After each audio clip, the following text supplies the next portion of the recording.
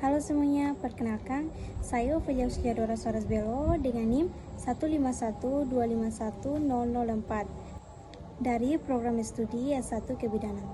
Jadi di video kali ini saya akan menjawab 4 pertanyaan dari tugas agama Katolik pertemuan ke-6. Untuk pertanyaan yang pertama, bagaimana proses manusia religius mampu bertanggung jawab dalam kehidupan? Dan bagaimana interaksi ekologi dalam proses tersebut?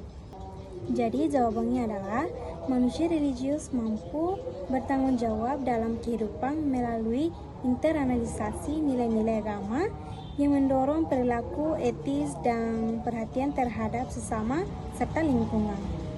Interaksi ekologi dalam proses ini tercermin dalam tindakan menjaga alam sebagai bagian dari kepercayaan dan rasa syukur kepada Tuhan.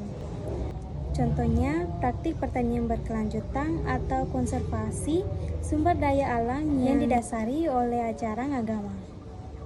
Untuk pertanyaan yang kedua, bagaimana proses manusia yang tidak bertanggung jawab dalam kehidupan? Bagaimana interaksi ekologi dalam proses tersebut? Manusia yang tidak bertanggung jawab cenderung mengutamakan kepentingan pribadi tanpa memperhatikan dampak pada orang lain dan lingkungan. Interaksi ekologi dalam proses ini seringkali negatif, seperti eksploitasi sumber daya alam secara berlebihan, pencemaran lingkungan, atau perusakan habitat demi keuntungan ekonomi.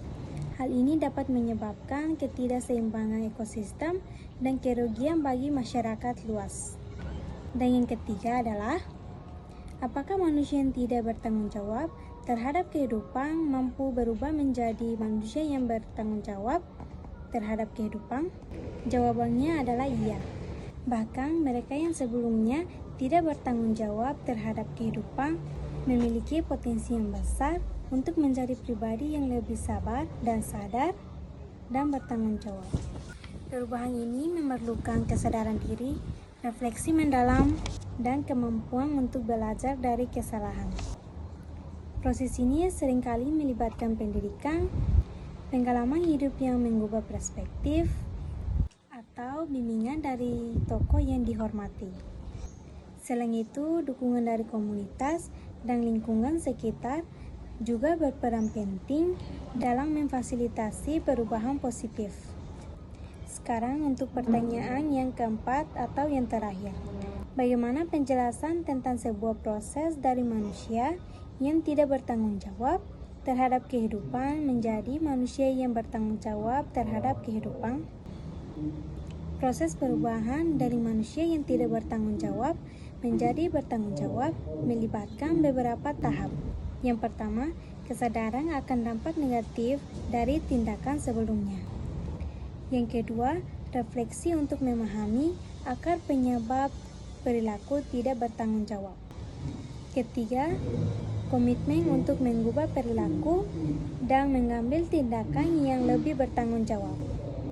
Keempat, pembelajaran dari pengalaman dan mencari contoh atau mentor yang dapat memberikan inspirasi dan dukungan.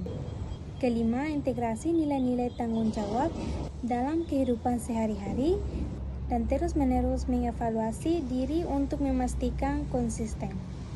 Baik, sekian jawaban dari saya untuk pertemuan ke-6. Bye-bye.